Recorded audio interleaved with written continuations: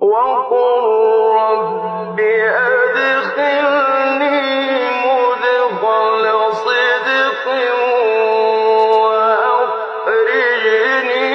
مخرج صدق واجعل لي من لدنك سلطانا نصيرا.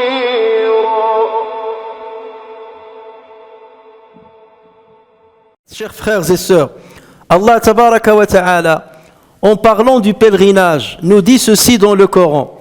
Le pèlerinage a lieu dans des mois bien connus. Si l'on se décide de l'accomplir, alors point de rapport sexuel, point de perversité, point de dispute pendant le pèlerinage. Et le bien que vous faites, nous dit Dieu, et le bien que vous faites, Allah le sait. Et prenez vos provisions, mais vraiment la meilleure des provisions, c'est la piété. Donc là, Dieu s'adresse aux gens qui vont aller au pèlerinage et il leur dit profitez de cet acte rituel pour prendre quelques provisions. De quelles provisions s'agit-il? Les meilleures des provisions dans ce voyage spirituel, c'est taqwa, c'est la piété, c'est la crainte révérentielle. Et ensuite, Dieu dit et redoutez-moi, ô doués d'intelligence. Chers frères et sœurs, tel est le conseil qu'Allah Azza wa Jal nous prodigue en peu de mots. Prenez vos provisions, car la meilleure des provisions, c'est la piété. Cette phrase-là résume ce que veut Allah Azza wa Jal de nous.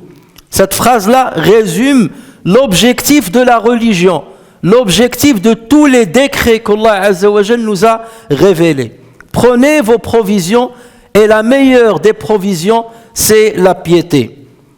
Les gens dans cette vie, chers frères et sœurs, s'engagent dans un long voyage, un voyage fastidieux, semé d'embûches, un voyage qui nécessite beaucoup de provisions pour surmonter les difficultés, pour surmonter la famine, pour surmonter la soif qu'on peut fréquenter et croiser dans ce cheminement.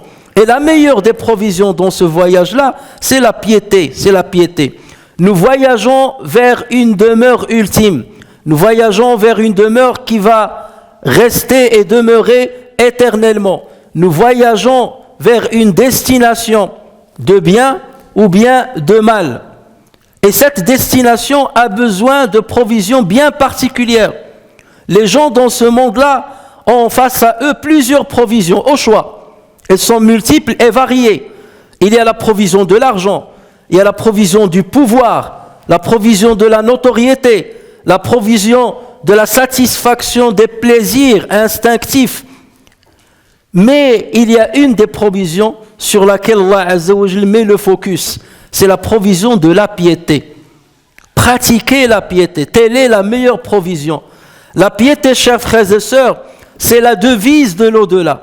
C'est la devise avec laquelle nous avons marchandé. C'est la devise que nous allons présenter pour gagner l'agrément d'Allah Azza wa Jal et gagner la meilleure des demeures.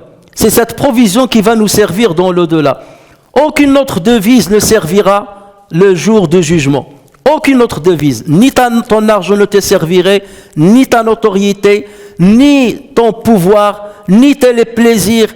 Rien de ce que tu as thésaurisé ne pourra te servir le jour du jugement, si ce n'est la piété que tu as ramenée avec toi devant Allah tabaraka wa ta'ala.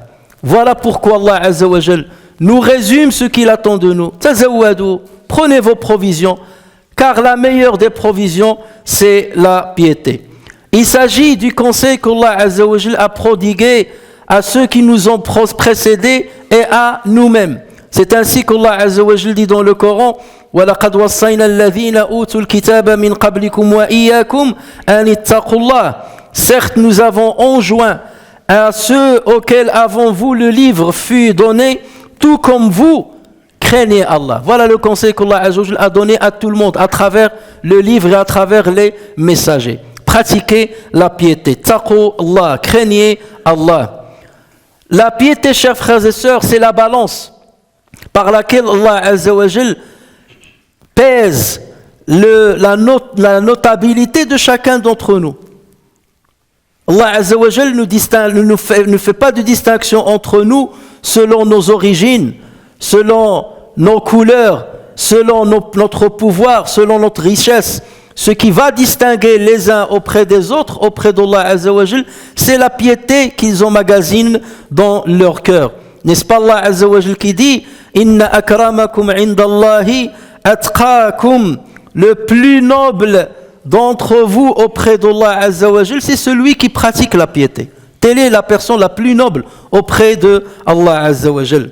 Chers frères et sœurs, la piété, c'est le meilleur moyen qui permet de détenir l'amour d'Allah Azza wa Jal.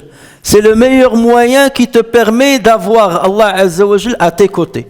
Et celui qui a gagné ces deux choses, qui a gagné l'amour de Dieu et la proximité d'Allah Azza wa Jal, il a tout gagné, ici-bas et dans le delà.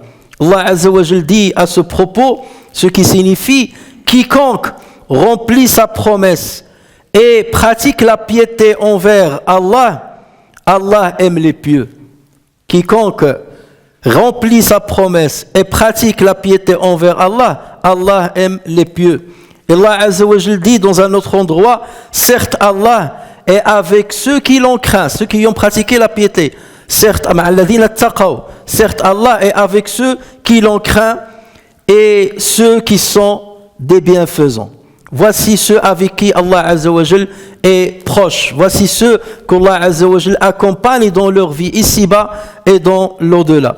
C'est pour cela que Abdullah ibn Aoun al-Muzani, un grand successeur Basri qui est né en 66 de l'Hégire, en faisant ses adieux à un homme, il lui a dit « Sois pieux, observe de la piété envers Allah Azza wa Jal, car celui qui observe la piété ne trouve aucune solitude. » Tu vas partir dans un voyage tout seul, tu vas forcément souffrir de la solitude. Mais il y a le meilleur moyen pour ne pas souffrir de la solitude, c'est d'avoir Allah Azza wa Jal à côté de toi. Et pour avoir Allah Azza wa Jal à côté de toi, pratique la piété envers lui. Crains-le, crains Allah tabaraka wa ta'ala et il sera à côté de toi et jamais tu ne seras victime de la solitude. Sufyan al-Thawri, rahimahullah, a dit à un homme, si tu crains Allah, il te suffira contre tous les gens. Si tu crains Allah, il te suffira contre tous les gens. Et si tu crains les gens, ils ne te serviront à rien contre Allah. Donc de deux choses l'une. Ou bien tu crains Allah Azza wa Jal et il te préserve contre le mal des autres. Ou bien tu crains les autres et dans ce cas, ils ne te serviront en rien contre Allah Azza wa Jal. Si Allah Azza wa Jal veut du mal de toi, ceux que tu crains parmi les gens ne seront pas à tes côtés et ne t'apporteront aucun secours. En revanche, lorsque tu crains Allah Azza wa Jal et tu pratiques la piété à son égard, il te suffit le mal de tout le monde. Il t'épargne le mal de tout le monde. Il t'immunise contre le mal de tout le monde, quel que soit ce mal, quelle que soit sa force. Donc, c'est face à ce choix-là que le musulman se trouve. Ou bien choisir la piété révérentielle et la crainte de Dieu, ou bien choisir la crainte des êtres humains. Chers frères et sœurs, les savants ont longuement divergé sur la définition qu'il faut donner au mot at-taqwa. C'est quoi at-taqwa? Il y a énormément de définitions qui ont été données par les savants. Toutes ces définitions sont belles dans leur forme et profondes dans leur contenu. Mais toutes ces définitions tournent autour d'un même concept. C'est quoi le concept? At-taqwa, ça vient de l'wiqaya. Et l'wiqaya, c'est la protection. C'est la protection. Donc, taqwa, c'est quoi? C'est te protéger contre la colère de Dieu contre toi. Te protéger de la colère de Dieu, de la punition d'Allah Azza wa Jal. Et ce, en accomplissant deux choses. C'est se soumettre à ses ordres, et suivre ses obligations et éviter ses interdits. Se soumettre à ses obligations, ses injonctions et éviter ses interdits. Donc, me protéger de tout ce qui peut ramener la colère d'Allah Azza wa Jal ou l'insatisfaction d'Allah contre moi. C'est ça taqwa, tout simplement. Bien entendu, nous en tant que musulmans, chacun de nous va prétendre qu'il a la piété. Il te dit, je suis musulman, je crois en Dieu, je fais la prière, tant que je peux, je respecte grosso modo les principes de l'islam, donc j'ai taqwa. Oui, tu as taqwa, tu as une partie de taqwa. Mais est-ce que tu en as assez pour que tu puisses aller jusqu'au bout dans ton cheminement sur sa terre? Est-ce que tu en as assez pour pouvoir surmonter les difficultés de l'au-delà? Est-ce que tu as assez pour que la balance de tes hasanats soit lourde le jour du jugement? Est-ce que tu en as assez pour qu'Allah Azza wa Jal t'agrée et accepte le peu que tu as fait et qu'il te fasse entrer au paradis? C'est là la vraie question qu'il faut poser. On ne te dit pas que tu n'as pas de piété, que ton cœur est vide de piété. Non, chacun de nous a une partie de piété. Mais encore faut-il savoir quelles sont les provisions que nous avons. Quelle est la quantité de ces provisions que nous avons. Et pour ce faire, tu dois quelque part te juger et jauger ta personne par rapport à certaines caractéristiques que peuvent avoir les vrais pieux. Et on va se limiter à la citation de 5 de ces caractéristiques. La première de ces caractéristiques, Allah Azza wa Jalla nous la montre dès le début de Surat al-Baqarah, dès le début du Coran. Allah Azza wa Jalla dit ce qui signifie Alif Lam Mim Dhalika al-Kitab. C'est le livre au sujet duquel il n'y a aucun doute. C'est un guide pour les pieux. Et après, il va nous énumérer 3 conditions pour ces pieux. C'est le guide pour les pieux qui croient en l'invisible, à l'invisible, qui accomplissent avec perfection as-salat et qui dépensent de ce que nous leur avons attribué. 3 conditions. Tu crois à l'invisible, ça veut dire il y a certaines informations qu'Allah Azza wa Jalla nous a transmises à travers le Coran ou à travers le prophète sallallahu alayhi wa sallam et qui relèvent de l'invisible. Des choses qu'on n'a pas vécues ou des choses qu'on n'a pas vues ou des choses qu'on n'a pas testées avec les moyens des tests expérimentaux. Donc ces choses-là, on les croit. Allah Azza wa Jalla t'a dit qu'il y a des anges, il y a des anges. Allah Azza wa Jalla t'a dit qu'il y a l'au-delà, il y a l'au-delà. Allah Azza wa Jalla t'a dit qu'il y a un pont qu'on va traverser dans l'au-delà, il y a un pont. Il y a le paradis, il y a l'idjin, il y a ceci, il y a cela. Le prophète sallallahu alayhi wa sallam a accompli l'Isra, il a accompli le Mi'raj. À chaque fois que nous avons une information qui vient d'une manière explicite dans le Coran, nous l'adoptons. À chaque fois qu'il nous vient une information à travers un hadith authentique et qui est explicite, nous l'acceptons et on ne discute pas dessus. Pourquoi? Parce que ces informations, on ne peut pas les présenter à notre raisonnement, à la raison. La raison a ses limites. Et lorsqu'Allah Azza wa Jal nous donne une information qui sort du cercle de la maîtrise de la raison, dans ce cas, on l'accepte. Telle est la foi. Tu ne peux pas présenter tout aux moyens expérimentaux de ce qu'on appelle la science expérimentale et la science profane. Il y a à partir d'un certain niveau où on doit accepter certaines choses et ne jamais les remettre en cause. Dès que tu commences à remettre en cause certaines vérités transmises par le Coran ou par le prophète sallallahu alayhi wa sallam, c'est que tu as une hémorragie de la piété au niveau de ton cœur. Ça, c'est la première chose. Deuxième chose, Allah Azza wa Jalla dit yuqimuna as-salah. Ils accomplissent la prière à la perfection. Ils respectent les horaires de la prière. Ils font leur possible pour accomplir la prière en groupe, pour l'accomplir à la mosquée, pour se concentrer dans la prière. Et ils respectent la prière. La prière représente le socle de leur vie. La prière, c'est la pierre angulaire de leur vie au quotidien. Alors que celui qui néglige la prière, pour lui la prière c'est un complément, c'est un surplus. Lorsque je rentrerai à la fin de la soirée, je la ferai. Je monte, je descends en faisant la prière sans aucune concentration, sans aucun respect des exigences de la prière. C'est que tu ne lui donnes pas assez d'importance. Ça veut dire qu'il n'y a pas dans ton cœur une foi, un carburant qui te permet de bien réagir vis-à-vis de cette prière. Qui dépensent de ce que nous leur avons attribué. Dieu t'a donné une richesse matérielle, une richesse financière, une richesse physique, une richesse dans ta notoriété. Tu utilises une partie de ces richesses-là pour servir les autres, pour apporter l'aide à ceux qui en ont été démunis. Ceci prouve que tu as la piété et ceci prouve que tu t'approvisionnes avec la piété. Telle est donc la première condition. La deuxième condition, c'est que lorsque tu tombes dans l'erreur ou lorsque tu tombes dans le péché, tu ne tombes pas tu te réveilles rapidement. Tu ne continues pas dans le péché. Tu ne tombes pas dans le déni. Il y a certaines personnes qui Nous sommes des êtres humains. Allah Azza wa Jalla nous a montré que l'être humain est pécheur de nature. Il commet des péchés de nature. Personne de nous n'est épargné de péchés ou d'erreurs. Mais là, on va voir est-ce que tu as de la piété dans ton cœur ou pas. C'est comment tu réagis face à l'erreur. Est-ce que tu vas continuer de l'accomplir? Est-ce que cette erreur-là ne va pas te laisser dans l'esprit un petit remords? Est-ce que tu es indifférent devant, ou bien est-ce que tu te réveilles tout de suite et tu te dis, ben zut, ce que je suis en train de faire n'agrée pas Allah Azza wa Jalla, ce que je suis en train de faire ne se retrouve pas dans l'islam. L'islam ne l'aime pas. Donc dans ce cas, tu te réveilles, tu te rappelles d'Allah Azza wa Jalla et tu reviens à la raison. Et tu essayes de parfaire ton comportement et tu te repens à Allah Tabaraka wa Ta'ala, et ceux envers qui tu as commis du tort ou du mal, tu te rapproches d'eux pour t'en excuser.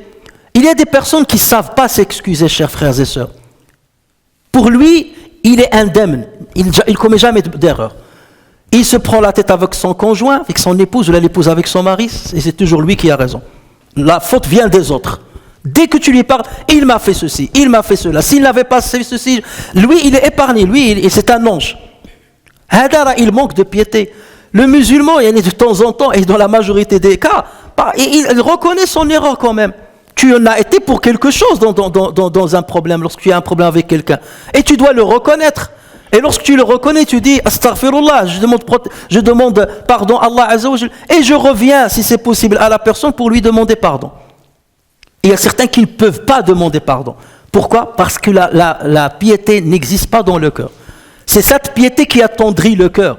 C'est elle qui pousse la personne à aller s'excuser auprès de ceux contre qui il a commis des transgressions ou une injustice. Mais lorsque tu ne sais pas t'excuser, lorsque tu ne sais pas rectifier le tir, c'est qu'il y a un problème dans ta piété. Et il faut apprendre à s'excuser, il faut apprendre à reconnaître son péché, il faut apprendre à améliorer ta situation avec les autres. Et surtout dans le couple. Parce que c'est l'entreprise, c'est la relation la plus proche, la plus solide, la plus fréquentable dans la journée. Et c'est là où tu dois quelque part faciliter ta relation avec ton conjoint et être le meilleur. Allah Tabaraka wa Ta'ala nous dit à ce propos, ceux qui pratiquent la piété, lorsqu'une suggestion du diable les touche, se rappellent et les voilà devenus clairvoyants. Il est devenu clairvoyant. Ce sont ceux qui suivent le conseil du prophète sallallahu alayhi wa sallam, qui a dit crains Allah et pratique la piété envers Allah Azza wa Jalla là où tu es, et fais suivre le mal par le bien. À chaque fois que tu fais un mal, fais-le suivre par le bien et il l'effacera. J'ai commis un péché, tout de suite je le gomme. Comment je vais le gommer? En faisant tout de suite quelque chose de bien. Telle est donc la deuxième caractéristique des pieux. La troisième caractéristique des pieux, c'est qu'ils savent pardonner à l'autre. Ils savent pardonner l'erreur de l'autre ou l'injustice qu'ils ont subie de l'autre. Allah Azza wa Jal nous dit à ce propos, وَسَارِعُوا إِلَى مَغْفِرَةٍ مِنْ رَبِّكُمْ, et concourez au pardon de votre Seigneur et à un paradis large comme les cieux et la terre préparé pour les pieux. Et ensuite il va énumérer les caractéristiques de ces pieux. Ceux qui dépensent dans l'aisance et dans l'adversité, ça on en a parlé, tu dépenses dans l'adversité et dans l'aisance, qui dominent leur rage et pardonnent à autrui, car Allah aime les bienfaisants. Ils dominent leur rage et pardonnent à autrui. Ça c'est une caractéristique importante des pieux. Et ceux qui n'ont pas cela, il faut qu'ils s'activent pour l'avoir. Il faut qu'ils essaient de se corriger pour l'avoir. Dominer ta rage, dominer ta colère et pardonner à ceux qui t'ont fait du mal. La quatrième caractéristique, c'est que ce sont des gens qui cherchent la justice et qui pratiquent la justice, même contre leurs proches, et même à l'endroit, c'est-à-dire à la faveur de leur ennemi. Lorsque la justice est la justice, que ce soit à la faveur de mon ennemi ou à la défaveur de mon ami. Je dois être juste. Et Allah Azza wa Jal nous dit à ce propos, et que la haine pour des gens ne vous incite pas à être injuste. Que la haine envers des gens, la jalousie que tu peux avoir envers des personnes, l'envie que tu peux avoir contre personne ne doit pas te pousser à être injuste à son égard ou par rapport à quelque chose qu'il a fait. Dis la vérité, lorsqu'il est bien, il faut le dire qu'il est bien. Et que la haine pour des gens ne vous incite pas à être injuste, pratiquez l'équité, cela est plus proche de la piété. cela est plus proche de la piété. Et craignez Allah, car Allah est certes parfaitement connaisseur de ce que vous faites. Et Allah Azza wa Jalla dit également à ce propos, إِذَا قُلْتُمْ فَعْدِلُوا وَلَوْ كَانَ ذَا قُرْبَى. Et lorsque vous parlez, soyez équitable, même s'il s'agit d'un proche parent. Sois équitable. Il y a des gens chez nous, l'équité a un rapport avec le lien que j'ai avec la personne en question. Si c'est un proche à moi que j'aime bien, il a toujours raison et je me range toujours de son côté, quel que soit ce qu'il fait. Non, c'est pas ça l'équité. L'équité, c'est ce que Dieu dit, ce que le prophète sallallahu alayhi wa sallam dit. Et si mon proche ou mon bien-aimé commet un tort, je dois être équitable et lui dire que tu as commis un tort et je ne peux pas me ranger de ton côté sur ce point-là. Je ne peux pas te suivre parce que ce n'est pas toi qui vas venir me défendre le jour du jugement si je tombe avec toi dans l'injustice. Donc le musulman cherche l'équité et la justice, peu importe envers qui ou contre qui. Il cherche la satisfaction d'Allah Azza wa Jal. Et ce qui lui fait nourrir ce comportement et cette attitude-là, c'est la piété qu'il a su développer dans son cœur. Chers frères et sœurs, la dernière caractéristique de ceux qui pratiquent la piété, c'est qu'ils sont véridiques. Ils sont véridiques avec Dieu et ils sont véridiques avec les êtres humains. Être véridique avec Dieu, ça veut dire être sincère. Lorsque tu fais quelque chose, tu l'as fait pour Dieu. Tu n'attends pas une récompense des êtres humains. Ce qui t'intéresse, c'est l'agrément de Dieu et non pas l'agrément des êtres humains. Et non pas la course derrière la notoriété ou l'argent. Ce qui t'intéresse, c'est pour Dieu. Je le fais pour Allah tabaraka wa ta'ala. Donc je suis véridique avec lui. Je suis pareil lorsque je suis seul et lorsque je suis devant les gens. Mon comportement est le même. En cachette ou d'une manière publique, je suis le même. Donc ça, c'est la véracité avec Allah Azza wa Jal. L'ostentation ne rentre pas dans mon cœur. Je ne fais pas les choses pour que les gens m'applaudissent. Je ne prends pas le Coran, je le lis pour que les gens disent j'ai une belle voix ou là j'ai une belle mémoire. Je n'appelle pas à l'islam pour que les gens disent je suis un bon parleur ou je suis Non, je le fais pour Allah tabaraka wa ta'ala et peu importe ce que les gens disent de moi. C'est que l'ostentation ne trouve pas d'issue dans ton cœur. Tu es véridique avec ton Seigneur et tu maintiens une constance dans ton comportement. Et il en est de même dans ton comportement avec les êtres humains. Tu es transparent avec les êtres humains. Tu ne leur montres pas une face et tu caches derrière eux une autre face. Le musulman n'a qu'un seul visage avec lequel il aborde les autres, avec lequel il se comporte avec les autres. C'est cela la véracité qu'on veut de quelqu'un qui est rempli, qui pratique la piété. Allah Azza wa Jalla dit à ce propos, ce qui signifie celui qui vient avec la vérité. Celui qui vient avec la vérité et celui qui la confirme, ceux-là sont les pieux. Celui qui vient avec la vérité et ceux qui la confirment, ceux-là sont les vrais pieux. Et Allah Azza wa Jalla dit également, ô vous qui avez cru, pratiquez la piété envers Allah et soyez parmi les véridiques. Soyez parmi les véridiques. Chers frères et sœurs, sachez que pour s'approvisionner de taqwa, il faut de l'effort. C'est quelque chose qui s'acquiert avec l'effort. Il faut le mujahadat nafs pour acquérir taqwa. Elle ne tombe pas du ciel dans le cœur. C'est quelque chose qu'on construit brique par brique. Et les tribulations de la vie et les difficultés de la vie sont censées nous faciliter la tâche pour construire cette taqwa.